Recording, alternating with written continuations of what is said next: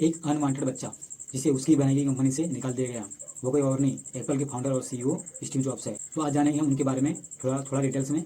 उनके रियल माता पिता अब्दुल फतेह जिंदाली और जॉन्स सेइबल, जो एक ही कॉलेज में पढ़ाई करते करते रिलेशन में आ गए थे, लेकिन शादी से पहले ही उनकी माँ प्रेग्नेंट हो गई लेकिन उनको उस समय वो बच्चा नहीं चाहिए था, इसलिए उन्होंने सोचा अबॉर्शन कराने का। लेकिन अमेरिका में उस समय अबॉर्शन गैर कानूनी था। इस कारण से उन्होंने सोचा कि यह बच्चा हम किसी डिसेंट फैमिली को दे दें जिन्होंने रीड कॉलेज से ग्रेजुएशन किया हो। लेकिन उन्होंने जो बच्चा दिया कार्ला जॉब्स और पॉल जॉब्स को, वो रीड कॉलेज से ग्रेजुएट नहीं थे। तो कार्ला जॉब्स और पॉल जॉब्स ने कहा था कि हम ग्रेजुएशन नहीं है, लेकिन हम स्टीव जॉब्स को उस कॉलेज से जरूर पढ़ाएंगे। उसके बाद उनके बायोलॉजिकल पेरेंट्स अब्दुल फतेह जंदली और जॉन्स सेइबल ने आपस में शादी कर ली और उन्हें एक बेटी हुई, मोना सेइबल। स्टीव जॉब्स और मोना सेइबल आपस में बहुत क्लोज थे, लेकिन स्टीव ने अपने बायोलॉजिकल पेरेंट्स को कभी अपना पेरेंट्स नहीं माना। उसके बाद स्टीव जॉब्स और उनके माता पिता कार्ला जॉब्स और पॉल जॉब्स का उन्होंने सेंटी को छोड़कर फ्रांसिस्को की ऊंची पहाड़ियों में, उसके बाद वहाँ पे उन्होंने वहाँ पे उस समय इलेक्ट्रॉनिक्स का बहुत ही क्रेज था और वहाँ पे उन्होंने भी रीड कॉलेज में एडमिशन लिया और वहाँ पे पढ़ाई करते करते उनके पिता रीड कॉलेज में एडमिशन लिया, लेकिन कॉलेज की फीस बहुत महंगी थी। कुछ महीनों बाद उन्होंने पढ़ाई छोड़ दिया था। कॉलेज छोड़ने के बाद उनके पास रहने की और खाने तक के पैसे नहीं थे। वे दोस्तों के साथ एक ही कमरे में फर्श पर सोते थे और खाली बोतलें बेचकर पैसे कमाते थे। तो हर संडे को कई किलोमीटर पैदल चलकर हरे कृष्ण मंदिर में जाकर मुफ्त का खाना खाते थे। हालांकि उन्होंने कॉलेज छोड़ दिया, लेकिन सीखना नहीं छोड़ा था। उन्होंने कैलीग्राफी की लिखावट की। बाद में यही लिखावट एप्पल के सुंदर फॉन्ट में सही साबित हुई। स्टीव की मुलाकात स्टीव वोजनियाक से, जिन्हें लोग वेज कहते थे, दोनों की रुचि तकनीक में थी और दोनों ने मिलकर इलेक्ट्रॉनिक डिवाइस बनाना शुरू किया। उस समय कंप्यूटर बहुत बड़े और महंगे होते थे। स्टीव का सपना था कि वह कंप्यूटर हर एक इंसान तक पहुंचे।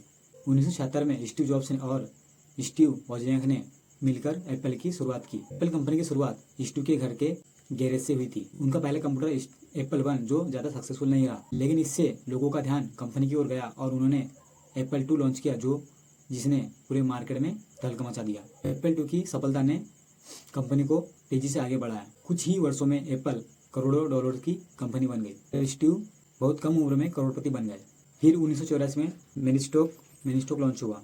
यह दुनिया में सबसे आसान और सुंदर पर्सनल कंप्यूटर में से एक था।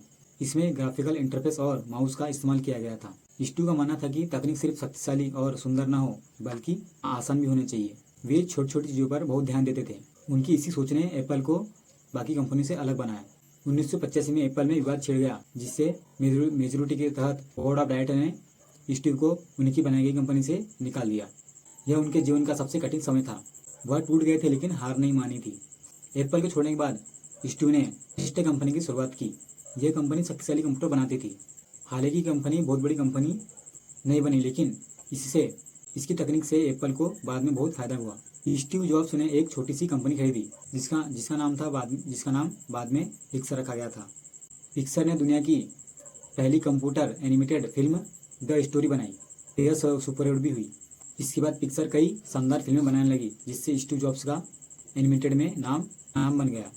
1997 में एप्पल बर्बाद होने के कगार पर थी। उस समय एप्पल ने नेस्ट को खरीदा और स्टीव को अपनी कंपनी में वापस बुलाया।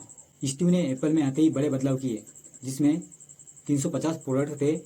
स्टीव ने सबसे पहले पूरे 340 प्रोडक्ट को हटा के सिर्फ 10 प्रोडक्ट पर फोकस किया। 1998 में iMac लॉन्च किया और जो बेहद अलग और आकर्षक था। लोगों को यह कंप्यूटर बहुत पसंद आया और एप्पल फिर से सफल होने लगी। स्टीव बहुत परफेक्शनिस्ट थे। वे चाहते थे हर प्रोडक्ट शानदार बने। वे कर्मचारियों से बहुत मेहनत कराते थे और उन्हें सभी लोग सख्त बॉस मानते थे, लेकिन उनकी सोच की तारीफ भी करते थे। उनका मानना था कि महान काम करने के लिए केवल एक ही तरीका है, क्या उस काम से प्यार करें।